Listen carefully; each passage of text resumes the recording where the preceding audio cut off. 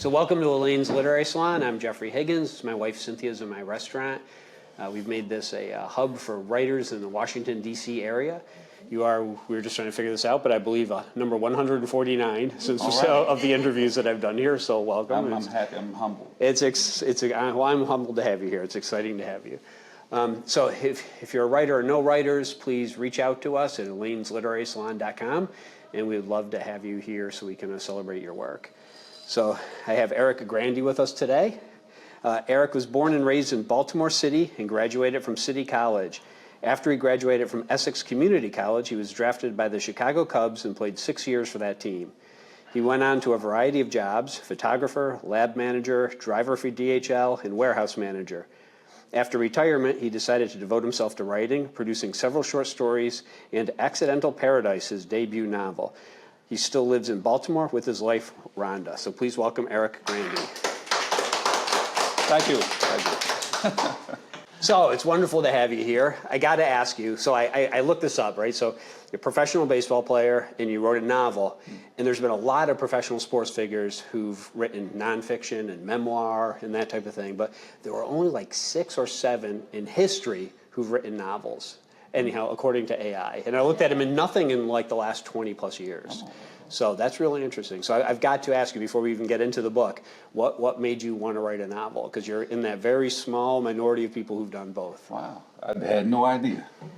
But the idea was bouncing around in my head for years while I was working. Didn't really have the time to devote to it the way I wanted to.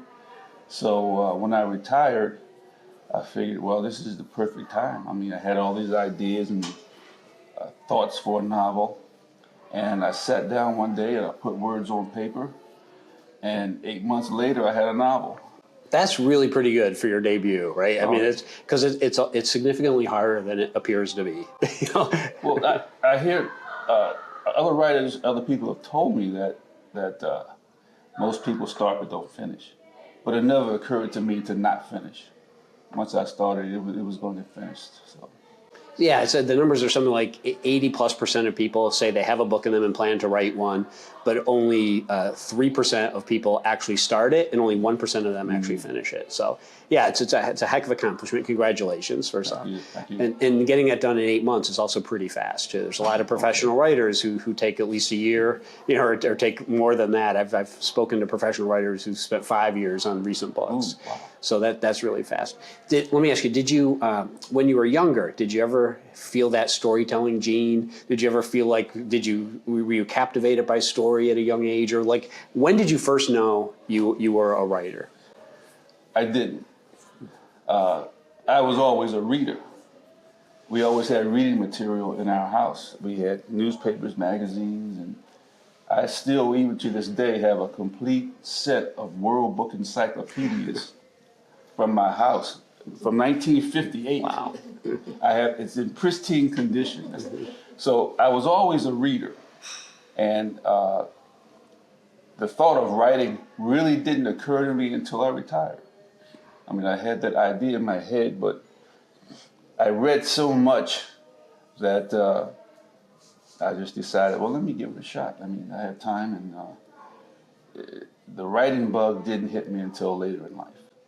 Isn't it crazy how you have that World Book? Like, we had Encyclopedia Britannica, and I had the World Book when I was younger, and like that was like the sum of all knowledge, right? That was your little paragraph on everything that you would have for you. And now you can go online and get enough reading material to spend the rest of your life going through something.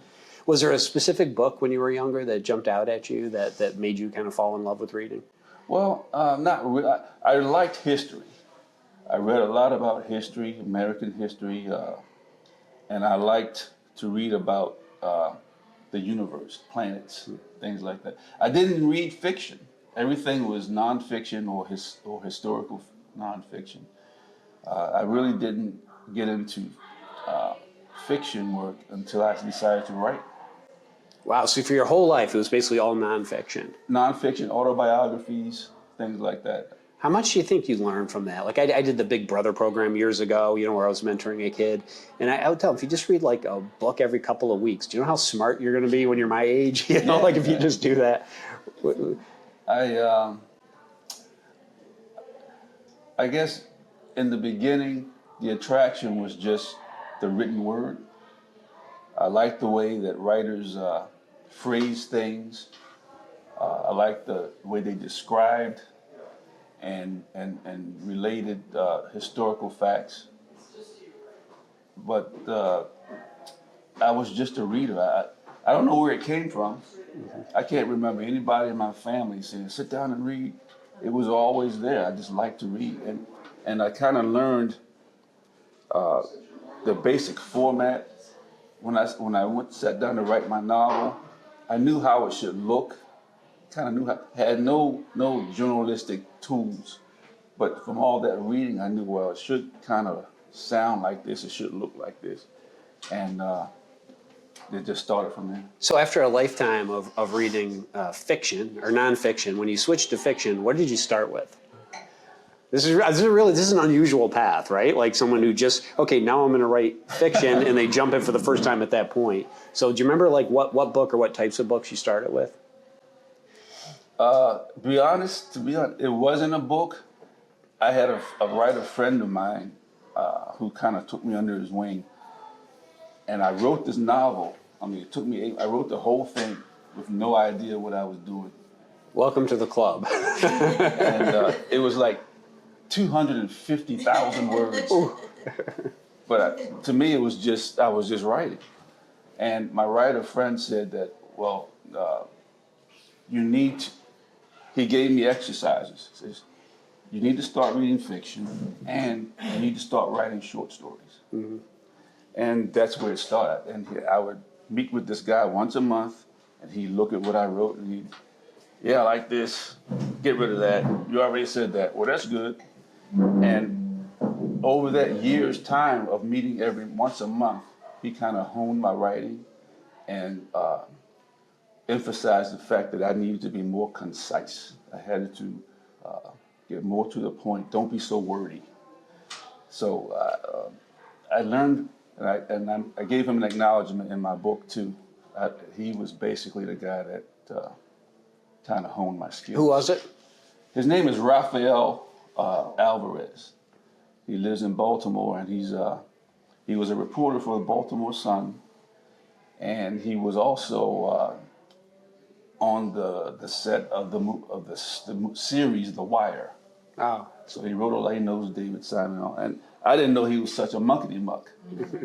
He was just a friend of a friend, and he actually took out time from his schedule to meet with me once a month for like a year.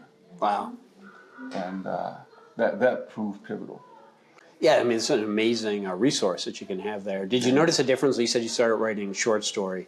Did you notice a difference? Because they're very different art forms, right? Like a short story, it's like a single idea and a twist. Like, what was the genre in your short stories? What were they about? Well, he would take a sentence from a chapter and say, write me a short story on that.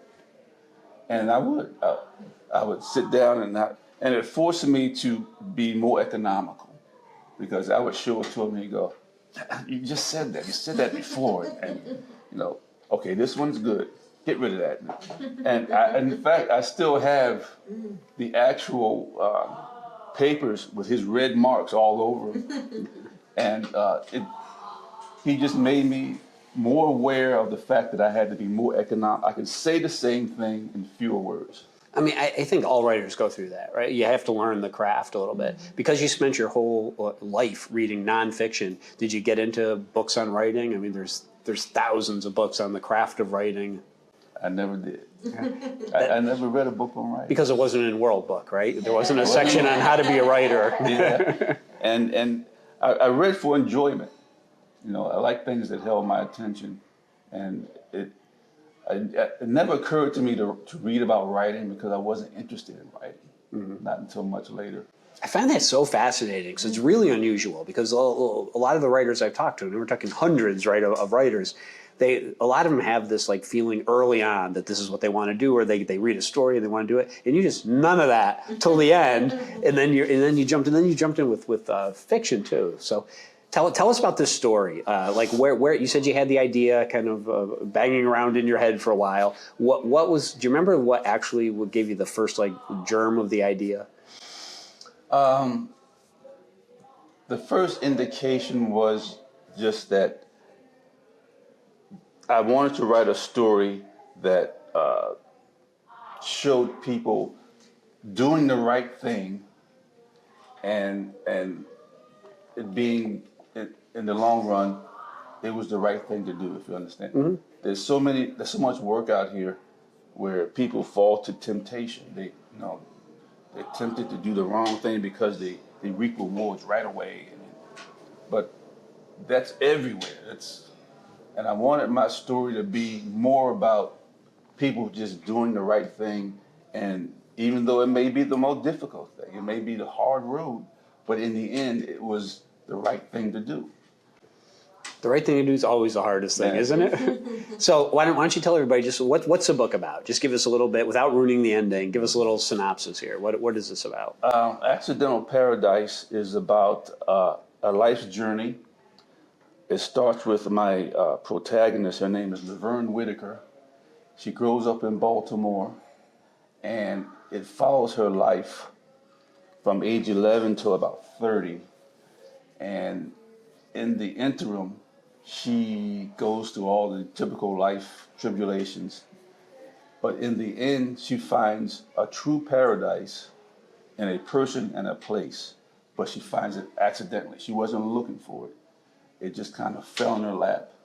But she recognizes it when it happens. And she finds an actual true paradise in a person and a place. Was this based on anything that happened to you in your real life? No, it wasn't. It was just purely from my imagination. And like I said, I wanted, in general, for it to be a feel-good story. And I wanted people to kind of root for her because she did the right thing. And in the end, it proved to be the correct thing. So how hard is it when you're writing a book about morality or the ethics used by a character to not be preachy in it and continue the story? So as you'd say, it's entertainment, but you're giving kind of a subtle message through that. To be honest, I didn't think about my mentor, Raphael. He did mention that a few times. You're getting too preachy here. You don't need to say it.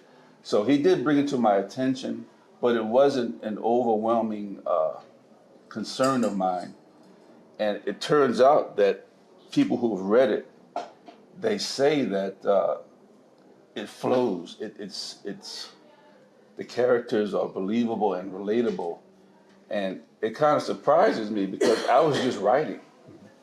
I didn't write with that intent, but it kind of fortunately turned out that way to where people found it a good read. They found it easy to read and very relatable. So do you map this out? Like you have a character who's faced with choices, and you know where you want them to end up, and you know it's got to be hard. So you have to have conflict in between. Mm-hmm. Was that something you knew in advance, or did you just start writing and then just let things happen as they came to you? I did. I didn't. I had a general game plan, but basically I did just what you said. I just started writing, and sometimes I would write myself into a corner. And I had to figure out how to get out of it. What makes sense? What would this character do to get out of this thing? And I would just follow that. How hard was it for you to get into a character's in mind? To see things through their eyes with their different history, and it's somebody made out of whole cloth. How did that happen right away, or did that take a while for you to start thinking like them? Well, I think the advantage was that a lot of my characters are composites. They are composed of people that I've met. They have tendencies and of people that I've met throughout. So I kind of put them all in one character. So it kind of dictates how it should go. Like this, because they have these tendencies and they think this way, then this doesn't make sense. This does, and you go down that way.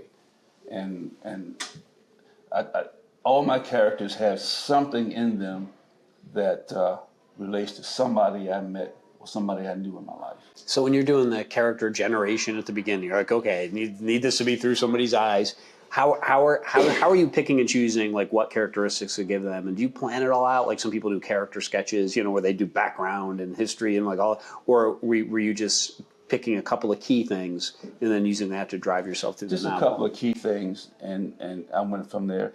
There's a tendency that I gave to one of my characters where whenever he shook your hand, he would hold your hand and he would use his left hand and he'd just grab your bicep like that. I got that from a friend of mine. He did that all the time. But before I started writing, I didn't realize what it was. And once I started looking for tendencies and things to give the characters, I was, oh yeah, my friend did that. That would be good for this guy over here in my book. And so I would just adapt things from my life and hand them to certain characters because it seemed to fit. Have you had any of your friends recognize themselves in the characters? No. But they might now. They might go looking now. Yeah, they might. Yeah, once they find out, I do. The only thing that I have done was one of my better friends. I used his last name. I told him, I said, look, this character here, I named him after you. I gave him your last name. So now he's like, every other day he's calling me up. Hey, look, this is happening on and on and on. So I assigned them characteristics, and some of them are subtle, and then some of them are really blatant and out there. But no, nobody's picked up on it yet. So you have these character traits, and you're differentiating your characters through them and making them memorable. But they also have changed, right, throughout the courses. Especially LaVern, your protagonist, right, has to change through this. So when you're looking at an arc, and somebody's starting with a problem and then changing internally to make the right choices, like how do you gauge that? Like do you plan that out as it goes, or is that something you go back when you're editing and try to make sure there's actual significant change within your characters? Well, I realized that they had to change, that they just couldn't stay the same. And again, I tried to stay with the fact that this character has these tendencies and traits and his experiences. And there's some things that they won't do. And then there's some things that fit. And there were also times when I did kind of get stumped. And I just headed in one direction. And if it didn't work, I went back and edited and tried something else until what I came up with made sense. So it was, I guess, a trial and error type thing at some points where a character had to make sure that character stayed in character. Is it hard for you to like throw out things like if you realize they're not acting like true to their character, or you realize it's not working like you mentioned? Is it hard for you to like delete all that and start over? Not really. In fact, my first manuscript I sent to Austin, and it had like 250,000 words in it. And he said, you got to get rid of it. You got to get this down to between 90 and 100,000. So I had to get rid of 150,000 words. That's brutal. And it took me another 8 months. Wow. But I learned a lot in the process because I learned to look at my work differently. I wasn't creating anymore. Now it was more like an editor. And I had to be a little more brutal and say, I like this, this sounds good, but I don't need it. The story can be strong without this. And I eventually got it down to where I sent it to him, and he said, all right, we can work with this. I still only got it down to 98,000. You're under 100. You hit the window. Woo, that takes a long time for writers to figure out, how to take off the writer's hat and put on the editor's hat and get really brutal with things that they like and they spend a lot of time. That's a lot of words. I didn't know that. I had no idea that it was difficult. I was just doing it. Looking back on it, I'm never going to do that again. Yeah, well, yeah, that's the thing you do once. Or you can change genres. If you're writing like high fantasy or something, you can write 150, 200,000 very easily. Yeah. Wow. So that was a learning lesson for me. So tell us about LaVern. Like, what's her character like? What can you tell us about her? LaVern is she seems like a vulnerable, impressionable young lady, but in time you see that she really has a lot of backbone, circumstances and certain people bring that out of her, and you end up rooting for her because she, like I said, she does, because of her strong family ties, she tries to do the right thing in spite of all the temptations, and she does. Speaking of character, I made sure that she did stay true to character. She has a friend of hers who doesn't do that so much, so they kind of balance each other. But she's the type of character that you kind of root for because she's good-hearted, good-natured, but she's a rose with thorns. I like that. That's a great way to put it. So when you mentioned her friend, like, so how do you populate this book with other like supporting characters? As I wrote, I sometimes I write myself into a corner. Circumstances dictate a certain type of character. When I sat down to write this, I had no idea how it was going to go.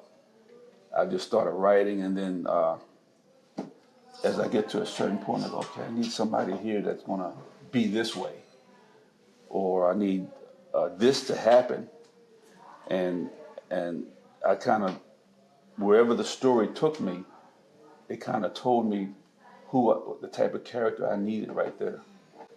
When you're writing, did you have trouble switching between like going from one person's head into another, like within scenes, because they're looking at things so differently? Or did you write your protagonist through in some scenes and then add stuff later? Like I always wonder how people do that, because it's very difficult, right, to go to look at the same circumstance and react differently with multiple characters. I kind of did both. I would finish it. I wrote it by chapter. I would finish a chapter and I'd look at it and I go, I should have this happen. This would make this character more believable.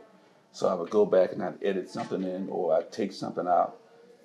I would just let the story kind of dictate what needed to be done, and the character themselves, like I said, they had to remain true and consistent. So I think I would do a little bit of both. I would adjust and edit as I'm writing, and then when I'm finished, I look at the chapter and I go, oh, okay, well, this would be a good line right here. That's what they would say.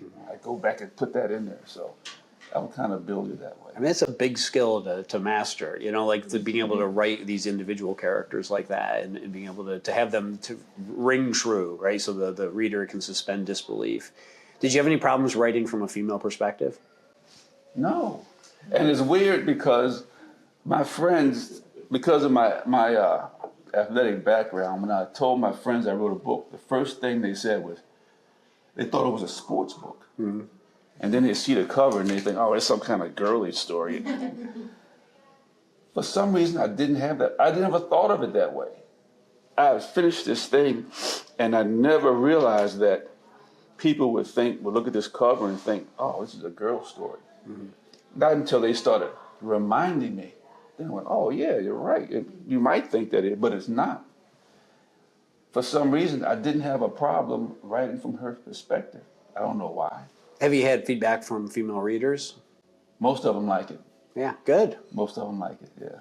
Because they root for her, and like I said, she's a positive character with flaws and vulnerabilities, but she's believable. They all know somebody like her. So she's very relatable to, especially the women, yeah. So, I mean, you mentioned your professional baseball background. Did you think about writing a book with that background? Because you have like the behind the scene things that people don't know, right? You have a lot of knowledge that people would be interested in. Did that occur to you? Not at first. It has occurred to me recently, but to be honest, I think that would be harder to write for me because it wouldn't be fiction. It would be like real life. I mean, there's so many things that I experienced, and it would be more like a memoir. Because if you hang around ball players, there's a million stories. If you're ever in the same room with a bunch of ball players, it's just storytelling the entire time. And I have a million stories but I think it would somehow come up short if I tried to write it. I don't know, maybe it won't, but. Well, the memoir would certainly be interesting, but also you could write fiction just within that world, right? Because you would write with authenticity, and you would also bring with your brand as having done this, so you would bring a lot of credibility to the writing.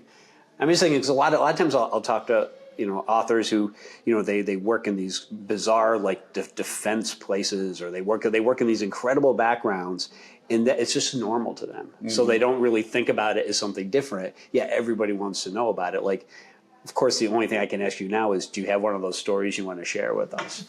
You brought it up. Oh, okay. I do have one. One of my best friends is a guy named Lee Smith. I don't know if you know him, but he's in the Baseball Hall of Fame. He was one of the top relief pitchers for the Cubs.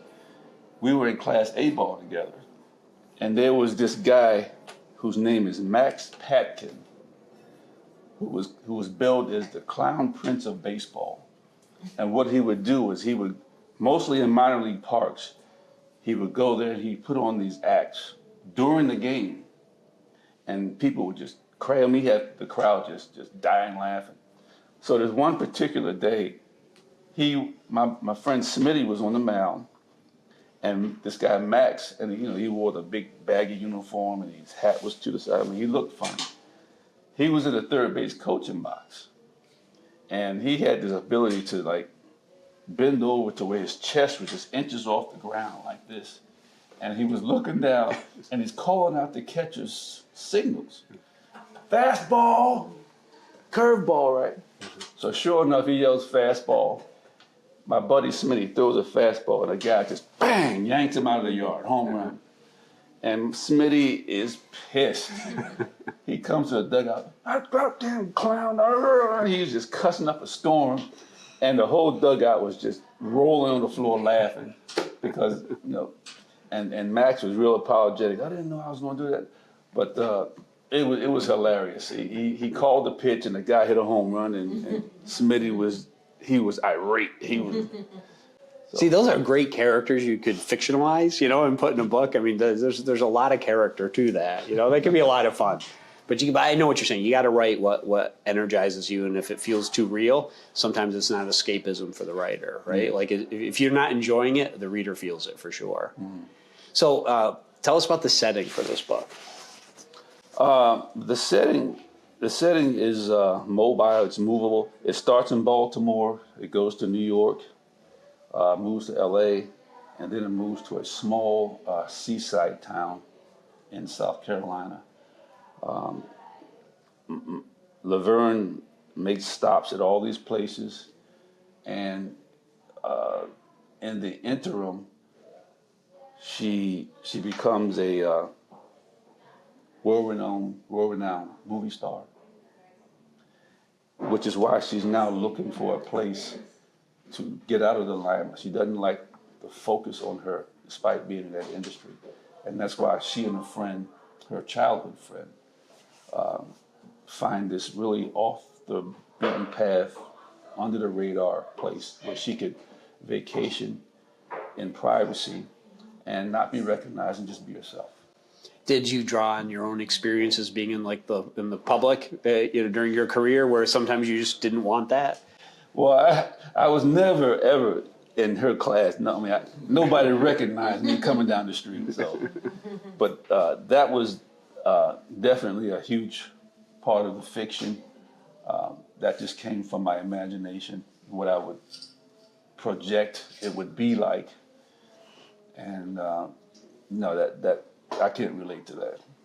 So you retired, you spend 8 months writing this thing, and you have this monster book that you now have to cut down so it's marketable. When you finally get it out, and if you go through the publication process and the editing, and the book comes out, when you first saw the book and held it in your hand, well, tell us about that. My wife was there. We were both. It was awesome. I mean, just even now, I see my name on this book, and it's still kind of unbelievable, even though it's been a while. It's something that I know will be around long after I'm gone. This book will still be here with my name on it. Does it feel weird, like talking about LaVern, like in public, or someone who just existed in your mind all that time, and now you've got people you don't know reading about it, and you're sitting here talking to me about it? Does it feel strange? Yeah. I mean, but it's an honor. It's just to have people familiar with something that I wrote. You know, I never thought that would ever happen, to be honest. I mean, just to have, like I said, my friend who's not even a reader, but he read this, and now every week he's calling me up. He says the fun part of reading is that he can call the author and talk to him about the book. So that's a neat little. I like that. Or he can come to Elaine's Literary Salon and talk to authors all the time. Yeah, that's right. So tell me a little bit about your process. Like, says everyone's has a slightly different process, but I found things that are common between them that work for people. Like, so you said you had an idea where the book was going, but you didn't really outline it. You just had your characters at the beginning. Mm-hmm. So how long did you write every day? Let's start there. Pretty much. And how long did you write every day? Did you have a set time? I didn't have a set time, but it usually turned out to be about 4 or 5 hours, because I found that it takes me a while to get started. I might be at my laptop for like an hour trying to figure out things, and then once I start writing, then my focus is such that I can just put it all down, and it usually turned out to be about 4 or 5 hours at a time that I would write. That's right in the sweet spot. Most writers will tell you between 3 to 5 hours before their creativity starts to go downhill. Because it takes a lot of mental energy, right, to disappear into a world like that. Yeah. And that's exactly what happened to me. You get involved, and now you're in the story, because a lot of times, if I'm writing about an environment, I'm putting myself there. I mean, I'm seeing the walls, I'm seeing the carpet, I'm seeing the layout. So I'm actually in that place. And that's when I can really start to write and tell the story, because I'm there. It's like if I'm here in your restaurant, then, I can see the chandeliers. I can see the way that the tables are laid out, and the room, and all that's up here. So then I can write from that. I can describe it and tell what happens in that place. So did you find any tricks or anything you could do that would make you get into that kind of flow state, or help you dive into the story? And I guess it's really a form of just concentration, right? Yeah. To get to that higher level of concentration. Did you draw on anything from your previous career, which you're operating at a very high level, right? Where it's pure concentration, right? Did you use any of those same techniques for this? Well, I guess you could say that. I knew that it wouldn't get done unless I did it. I mean, I couldn't have anybody else sit there and write this for me. So, and it's kind of the same thing in sports. You have to put the time and effort in. People don't realize what happens behind the scenes. You play ball, you go out there and you're in front of people, but they don't realize that all the work that went in when nobody was watching. Yeah. And it's kind of the same thing with writing. Before I showed it to anybody, I had to do it. I had to put the work in. I mean, nobody else was going to do it for me. That's a great analogy. I love that. So did you write in a certain place all the time? I wrote in my basement. Oh, interesting. I have to have quiet. I would turn the TV off, and I read where James McBride, the author, would get up at 3 o'clock in the morning to write. So I would get up maybe 5 or 6 because it's quiet. There's nobody, no phone calls. I don't have to run errands. So when I'm writing and creating, it's got to be quiet, and that helps with my concentration. So yeah, I have a table in my basement. My wife knows, and I would sit down there and just write until I didn't have a specific stopping point, but I would just write until I felt like, okay, that's good. I mean, I'm either hungry or I reached that point that makes sense to stop, and I'll pick it up later. Did you have a rule that when you're down there you don't get interrupted? I didn't have a rule, but my wife Rhonda kind of knew it, because she would come down and the TV would be off. I'd have one lamp on. I'd be sitting at the table and just complete silence. So even when she came down, she was real quiet. She was respectful that way and let me just write and create. You're lucky. You have that space and some privacy. Did you find that when you wrote early in the morning, you were more creative, not just because you didn't have like the world pulling on you to do things, but because of that kind of strange, like half asleep kind of when you first wake up moment in your mind? There's a lot of parallels and connectivity between like creativity and that sort of quasi dream state. Did you notice that in the morning compared to writing other times a day? That goes back to getting started. That's one of the reasons why I can't like dive right into it. It takes me like an hour to really get to that point where my concentration's there, my thought flow is there, and the story is just pouring out. And I think that might be part of it, because I just woke up and my mind is a little fuzzy, and I can't do it immediately, but I know that if I stay there, and in about an hour or so, that I'll be in that mood and things will just flow out. So yeah. And so where does that, like, because you're describing a writing habit, right? And that's really what people need to actually succeed and to get to the end, to be that 1% of the 3%, right? Who actually start. So where did that come from? Like, was it your career and working that you just transferred over to this, or how did you know to do that? Because a lot of people don't, especially when they retire, right? They have all this time on their hands, and other things tend to take up their time. How did I know to recognize that, you mean? See, yeah, to understand that you had to develop this habit and sit there when the words weren't coming, but just have the faith that they will come, and understand that you have to be there every day just doing it to get it finished. It just came natural. I mean, it wasn't a conscious effort. I didn't have to tell myself, you better stay here and do this. You know what I mean?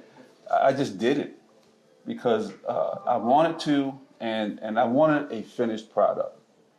You know, I would be halfway through it, and there are times when you get frustrated, but I also knew that it wouldn't get done. I mean, that was my main motivation, is to have a finished product. Whether it's good or bad, whether it gets published or not, I had no idea. But I wanted a finished product. And a lot of times that's what kept me going.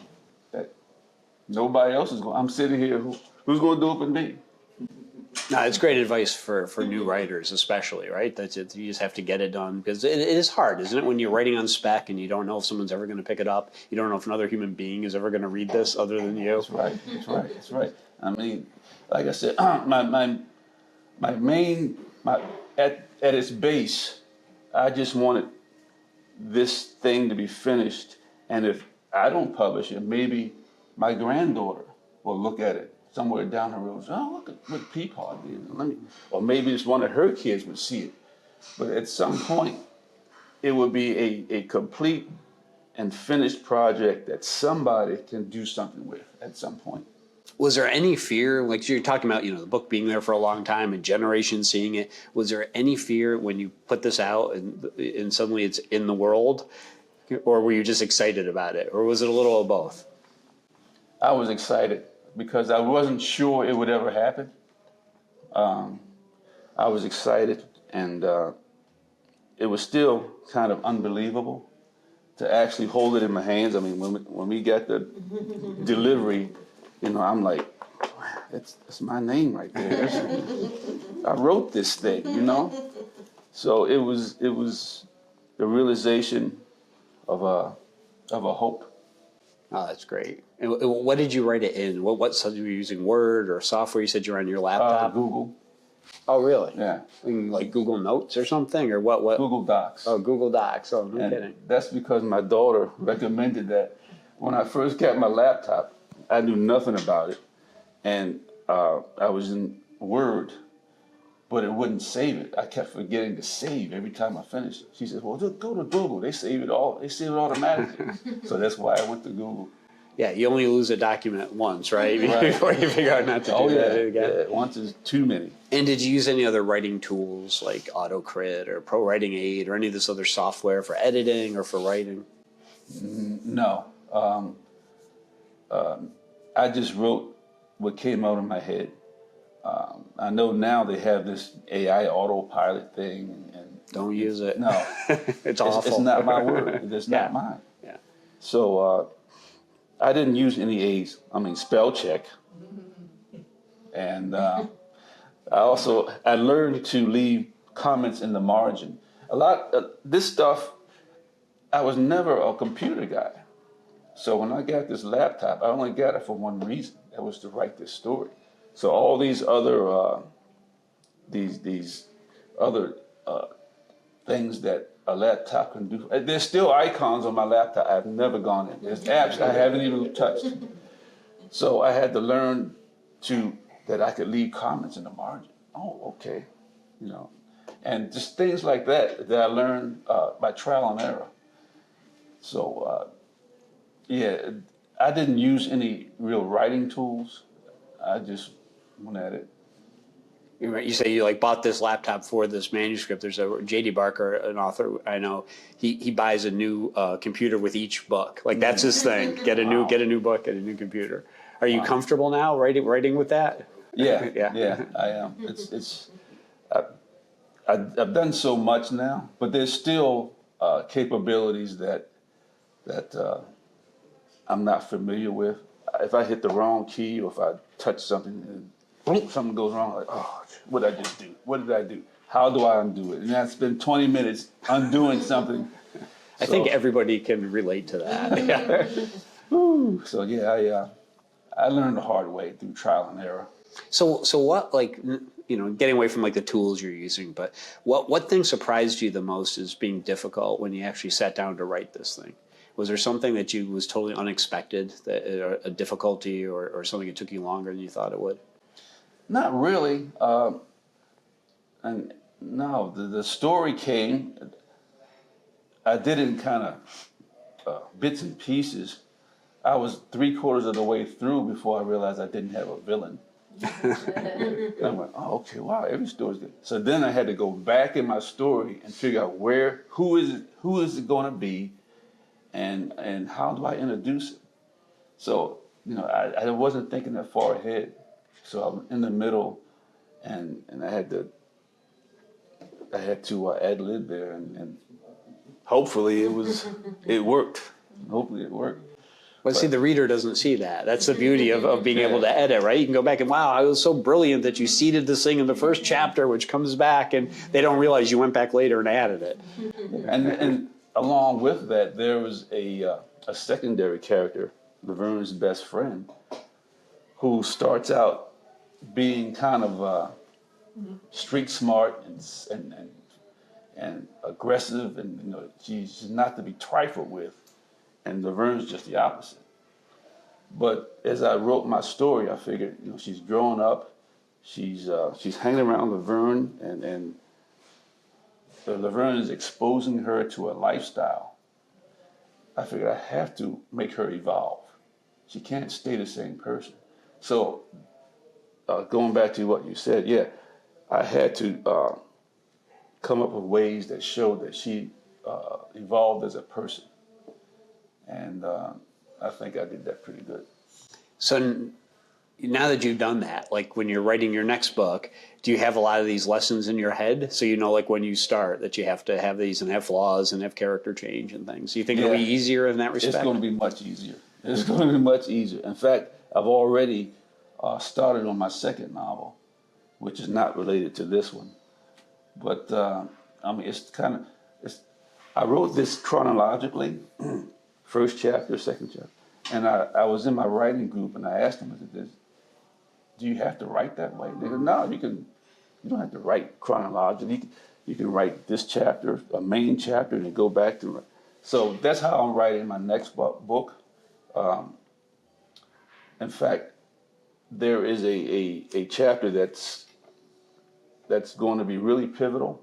So I decided to write that first and then build around that. So yeah, I've learned a lot from the first process, and it'll be much easier this time. And I know a lot of writers who do that, and I know many writers who actually write the last chapter first because they know where they're headed. I write out of order a lot too. I mean, sometimes when you're stuck on something and need to think about it more, it's just sitting there looking at it. You can write the next chapter that you know you have to write, or write something you're excited about writing. Yeah, I learned that lesson, so I'm a little bit better now. So I want to ask you a question that sounds really silly, but I've asked it of pretty much every author I've interviewed, and that is, where do you think story comes from? And by that, I mean, this is coming out of your head. You're putting something down that even you didn't know where it was going, but you've created these characters that jump off the page as real and authentic, and they have lives and they change and they're making decisions. Where do you think the creation of story? Where does story come from? Well, with me, it starts with real life experiences.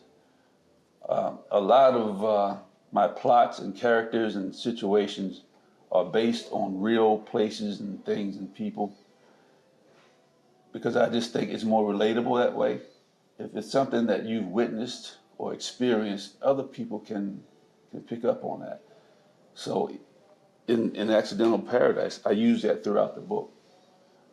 I may change names, I may change locations, but a lot of the characters and plots are based on real life events. And that's easy for me. You know, the way you think about writing is uncommon for like a new novelist, like as a debut. It really is, like, because a lot of the stuff you're hitting on is spot on, you know. But sometimes it takes people a long time to come to some of that. So I'm gonna, if it's okay with you, I'll ask if some people have questions. Sure. And we'll just repeat them. Does anybody have a question? Yes, ma'am. So the question, I'll repeat it for the podcast, but does the character remind you of your mother? No, not really. She's a composite of women that I've met throughout my life. I mean, I've thrown several tendencies and characteristics into this one character. Now, she might have more relation to my sister, but not my mother. But again, if my sister read this, she wouldn't really recognize herself, but I've assigned some things to this character that I got right from her. I'll make sure she doesn't watch the podcast before she reads it. Other questions? Just to Yes, follow please. up one quick thing. Who did you dedicate it to and why? Your dedication. I dedicated it to several people, people who were integral to getting me to this point. My parents, who are no longer here, they didn't live to see this, so I dedicated it to them. My siblings, Austin, my publisher, who he made it all come to life. He was the one that said, "Yeah, this is publishable. We can work with this." That's really good for you. And some other people who, along the way, got me down that road to finally having a published novel. I think there's like 6 or 7 of them on my acknowledgement page. Or more. It's a big page, yeah, which is great. I love that. It's really nice. They all deserve some acknowledgement. So yeah. That's wonderful. Other questions? Did you have the ending before? No, I didn't. Wow. I didn't know how it was going to end. Wow. I didn't. And like I said, as I wrote, the story kind of directed me in put it in a certain direction. But no, I had no idea. I don't know if I knew how it would end until the very end. Wow. To be honest, I wasn't sure. It was one of those cases where you write yourself into a corner, and you have to use elements that make sense. You can't just pull something out of the air and go. So I went back and I reviewed my writing and the story and how I got there, and that's how I came up with the ending. And I had no idea, to be honest. That's great. Other questions? How long has it been out, and when did you start and finish? This book has been out since October the 1st. It's available on Amazon, and it took me about 8 months to write it, and it wasn't in publishable form at the time, and a lot of people helped me to get it to that point, but it took about 8 months from start to finish. Yeah, and have you started the next one? Yes, I have. I've got about 3 or 4 chapters written, and it's kind of hard to go back and forth because everybody wants to talk, understandably so, talk about this, and then I have to go back home and then just change my mind frame to concentrate on a completely different story. My second novel has nothing to do with this. It's completely different. So I have to play this little mind games where, you know, I like tonight we're talking about this book, and then tomorrow morning I'm going to get up and I'm going to write some more on my second book that has nothing to do with this. You have to get used to that. Sometimes you're several books away from what the one you've written. I've had people in interviews ask me, well, you know, about a character, and I'm like, I can't remember the character's name. I can't, you know, it's like that was like 5 years ago. I just don't know. Yeah, I haven't had that too much at this point, but there are a couple of times when I had to think about what was it? Oh yeah, that was his name. You know? So I kind of have a slight indication of what's to come. Any other questions? Now that you're an experienced. So what are you doing differently now with the book one after the learning experience? Well, I'm keeping a close watch on my word count, and I'm realizing that I can express ideas and talk about situations using fewer words. I'm more concise and I'm more descriptive. I don't need 10 words when I can use 2. And I'm always on the lookout for that because, again, word count. But as a reader, you want to hold their interest. And a lot of unnecessary words, I think it bores readers. They get bored right away. So you gotta stay really focused and keep them interested by the words and the descriptions you use. I got to mention your dialogue's really strong, you know, and you have a good voice in it. Was there a specific author that influenced that made you want to be able to write like that? Because I mean that's one of the things, especially debut authors often have a problem with. They write very wooden dialogue, and this is not. It's terrific. Well, thank you. No, I mean, I didn't know that until people read my book, and other people were telling me the same thing, like my dialogue. In my mind, I'm just writing what I think these people should say. I had no idea that my dialogue was strong. Well, it is. It definitely is. And I appreciate that. But I didn't know. I was just writing dialogue in a way that I thought people talked, and in a way that people are familiar with, and in a way that character would say it. But it's weird you should say that too, because a lot of people told me that my dialogue was strong, and I had no idea. Yeah, no, it's a really good sign for you. So it's wonderful. Is there some place where people who are watching this should go find you, or where should they find your book? Right now, it's available on Amazon. Austin and I are working on some more book events, and that's right now. That's about it. I have talked to some other bookstores in and around Baltimore who are interested, so I have to go back and follow up with them. I have a Facebook page. Barnes and Noble. You got a Barnes and Noble sign. Yeah, Barnes and Noble signing coming up. When is that? November the 15th. Okay, wonderful. In Pasadena, at Crossroads. I think it's a mall. I've never been there. I think it's a mall. Yes. But it's at the Crossroads, and it's November 15th from 12 to 3. Oh, that'll be a lot of fun. Well, this has been great. Thank you so much. I really appreciate it. Congratulations on your book. Thank you.